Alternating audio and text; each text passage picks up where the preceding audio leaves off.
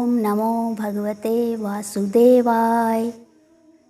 हे प्राणीजन, पिछले अध्याय में आपने सप्ताह यज्ञ के बारे में सुना। भागवत कथा को एक सप्ताह में पूरा करने को ही सप्ताह यज्ञ कहते हैं, क्योंकि कलयुग में भक्ति की तरफ किसी का भी ध्यान ज़्यादा देर तक नहीं टिकता। इसलिए सप्ताह श्रवण की विधि बताई गई है। जाने अनजाने किसी से कोई भी पाप हुआ हो और यदि सप्ताह यज्ञ के दौरान भागवत के कुछ शब्द भी कानों में पड़ जाएं, तो हमारी आत्मा शुद्ध व निर्मल हो जाती है और मरने के बाद मोक्ष की प्राप्ति होती है। आइए आगे सुनते हैं। 5वां अध्याय, धुंधुकारी को प्रेत योनि की प्राप्ति और उससे उद्धार। सूत जी कहते हैं, शौनक जी, पिता के वन चले जाने पर एक दिन धुंधुकारी ने अपनी माता को बहुत पीटा और कहा, बता धन कहाँ रखा है, नहीं तो अभी तेरी जलती लकड़ी से खबर लूँगा। उसकी इस धमकी से डरकर और पुत्र के उपद्रवों से दुखी होकर वह रात्रि के समय कुएं में जा गिरी और इसी से उसकी मृत्यु हो गई। योगनिष्ठ गोकर्ण जी तीर्थ यात्रा के लिए निकल गए। उन्हें इन घटनाओं से कोई सुख या दुख नहीं होता था, क्योंकि उनका न कोई मित्र था न शत्रु। धुंधुकारी 5 वेश्याओं के साथ घर में रहने लगा। उनके लिए भोग विलास जुटाने की चिंता ने उसकी बुद्धि नष्ट कर दी और वह नाना प्रकार के अत्यंत क्रूर कर्म करने लगा। एक दिन उन कुलटाओं ने उससे बहुत से गहने मांगे।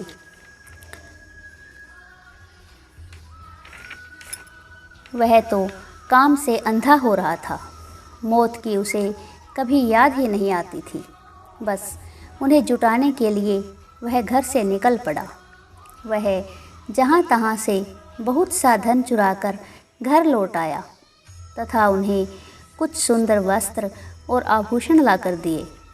चोरी का बहुत माल देखकर रात्रि के समय स्त्रियों ने विचार किया कि यह नित्य ही चोरी करता है, इसलिए इसे किसी दिन अवश्य राजा पकड़ लेगा। राजा यह सारा धन छीनकर इसे निश्चय ही प्राण दंड देगा। जब एक दिन इसे मरना ही है, तब हम ही धन की रक्षा के लिए गुप्त रूप से इसको क्यों न मार डालें। इसे मारकर हम इसका माल मत्ता लेकर जहाँ कहीं चली जाएंगी। ऐसा निश्चय कर उन्होंने सोए हुए धुंधुकारी को रस्सियों से कस दिया और उसके गले में फांसी लगाकर उसे मारने का प्रयत्न किया। इससे जब वह जल्दी न मरा तो उन्हें बड़ी चिंता हुई। तब उन्होंने उसके मुख पर बहुत से दहकते अंगारे डाले। इससे वह अग्नि की लपेटों से बहुत छटपटा कर मर गया। उन्होंने उसके शरीर को एक गड्ढे में डालकर गाड़ दिया। सच है, स्त्रियां प्राय बड़ी दुस्साहसी होती हैं। उनके इस कृत्य का किसी को भी पता न चला। लोगों के पूछने पर कह देती थी कि हमारे प्रियतम पैसे के लोभ से अब की बार कहीं दूर चले गए हैं, इसी वर्ष के अंदर लौट आएंगे। बुद्धिमान पुरुष को दुष्ट स्त्रियों का कभी विश्वास नहीं करना चाहिए। जो मूर्ख इनका विश्वास करता है उसे दुखी होना पड़ता है। इनकी वाणी तो अमृत के समान कामियों के हृदय में रस का संचार करती है, किंतु हृदय छुरे की धार के समान तीक्ष्ण होता है। भला इन स्त्रियों का कौन प्यारा है। वे कुलटाएं धुंधुकारी की सारी संपत्ति समेटकर वहाँ से चंपत हो गई। उनके ऐसे न जाने कितने पति थे और धुंधुकारी अपने कुकर्मों के कारण भयंकर प्रेत हुआ। वह बवंडर के रूप में सर्वदा 10 दिशाओं में भटकता रहता था तथा शीत घाम से संतप्त और भूख प्यास से व्याकुल होने के कारण हा देव चिल्लाता रहता था, परंतु उसे कहीं भी कोई आश्रय न मिला। कुछ काल बीतने पर गोकर्ण ने भी लोगों के मुख से धुंधुकारी की मृत्यु का समाचार सुना। तब उसे अनाथ समझकर उन्होंने उसका गया जी में श्राद्ध किया और भी जहाँ जहाँ वे जाते थे उसका श्राद्ध अवश्य करते थे।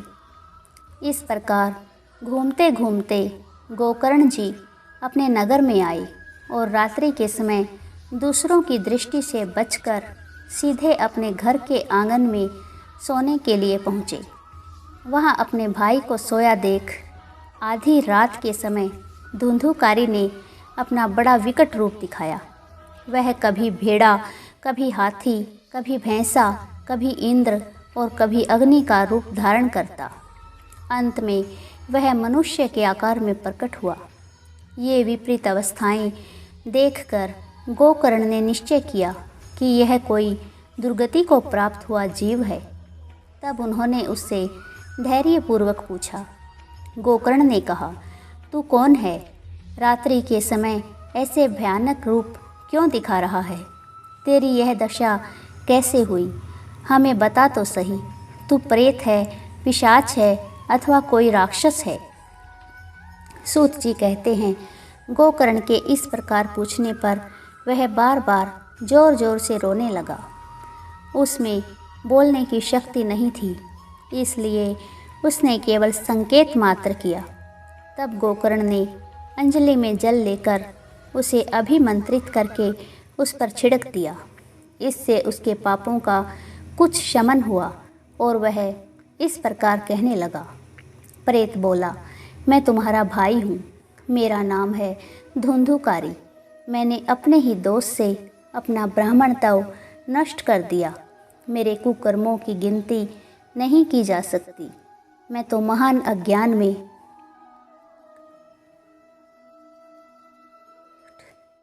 चक्कर काट रहा था। इसी से मैंने लोगों की बड़ी हिंसा की। अंत में कुलटा स्त्रियों ने मुझे तड़पा तड़पा कर मार डाला। इसी से अब प्रेत योनि में पड़कर यह दुर्दशा भोग रहा हूँ।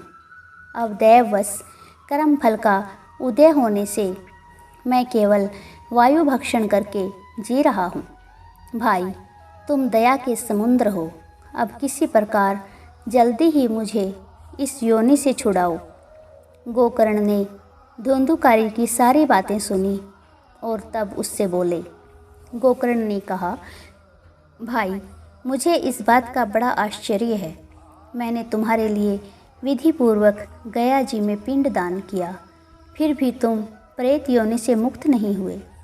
यदि गया श्राद्ध से भी तुम्हारी मुक्ति नहीं हुई, तब इसका और कोई उपाय ही नहीं है।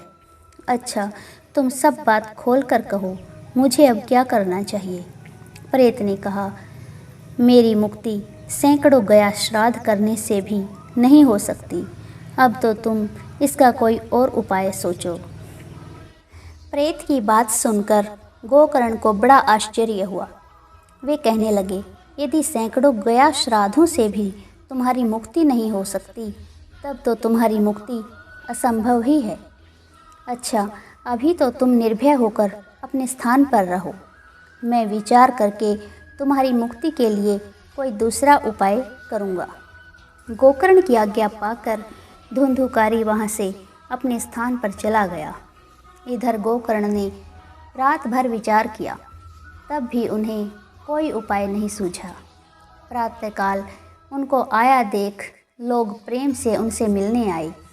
तब गोकर्ण ने रात में जो कुछ जिस प्रकार हुआ था वह सब उन्हें सुना दिया। उनमें से जो लोग विद्वान, योगनिष्ठ, ज्ञानी और वेदज्ञ थे, उन्होंने भी अनेकों शास्त्रों को उलट पलट कर देखा, तो भी सबने यही निश्चय किया कि इस विषय में सूर्य नारायण जो आज्ञा करें वही करना चाहिए।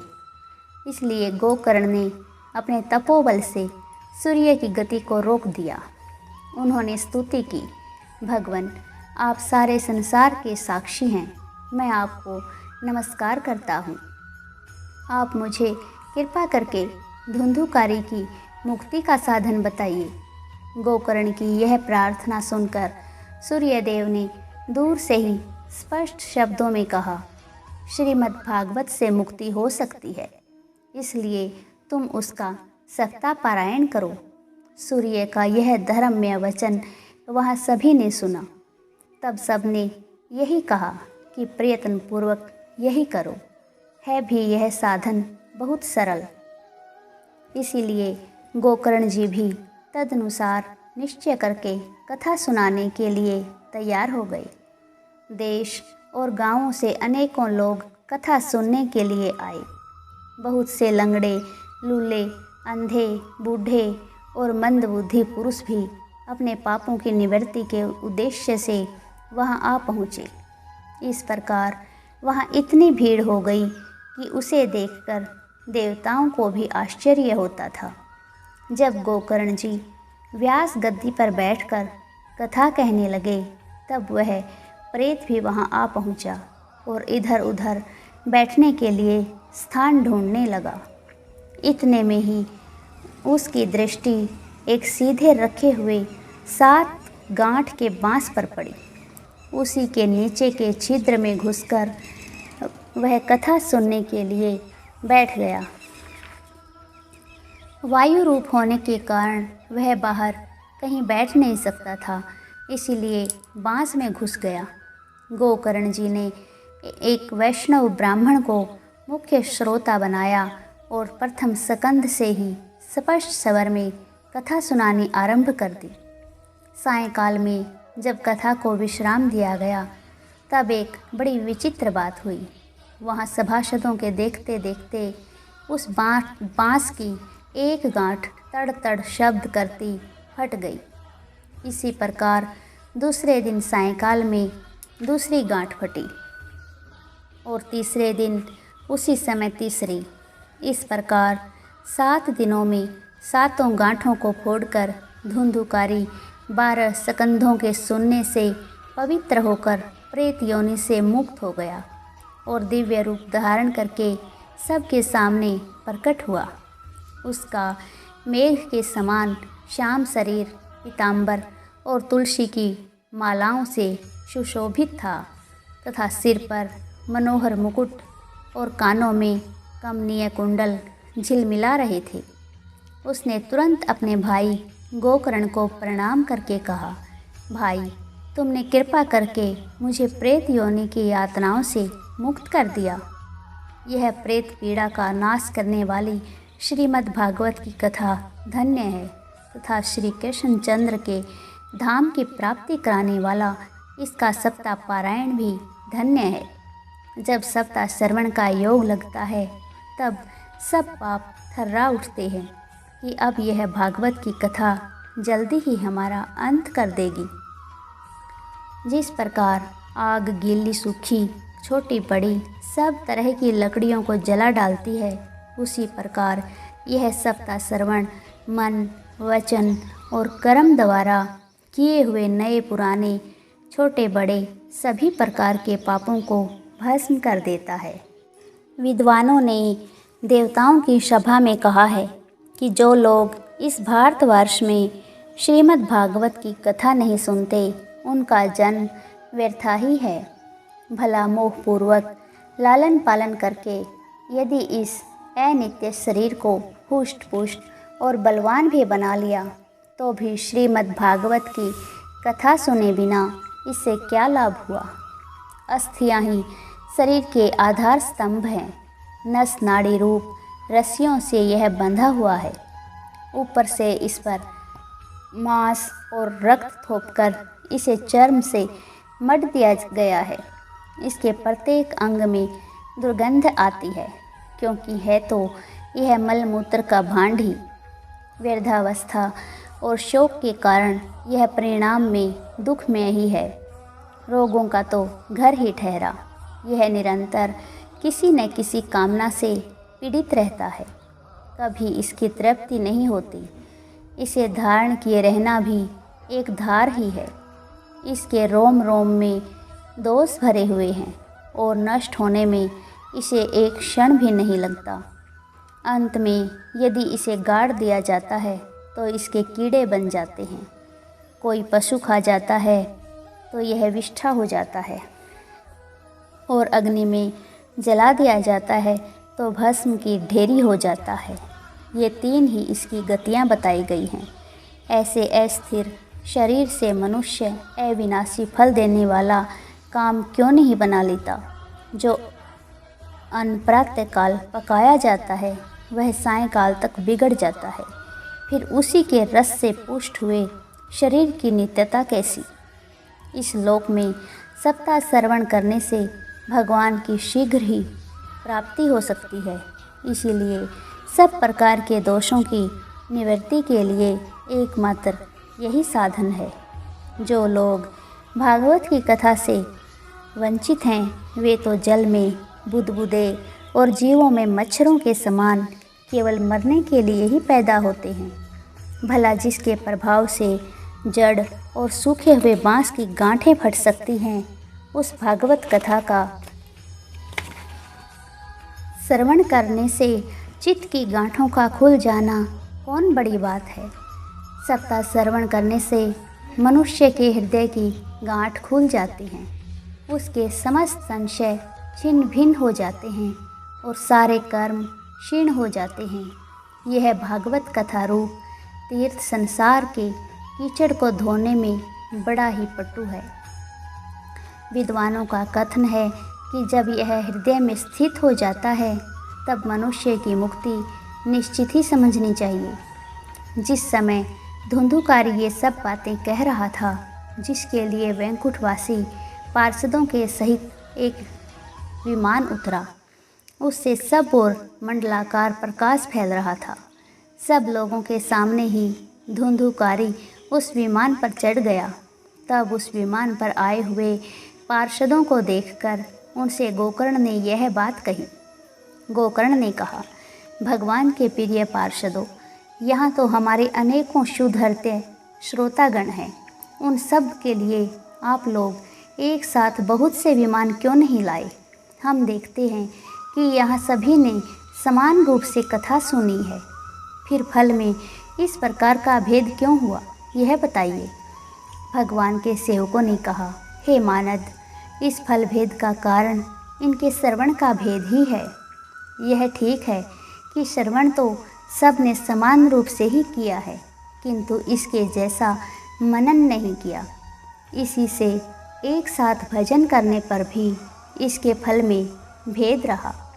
इस प्रेत ने 7 दिनों तक निराहार रहकर श्रवण किया था तथा सुने हुए विषय का स्थिर चित्त से यह खूब मनन विद्याधीन निधिध्यासन भी करता रहता था।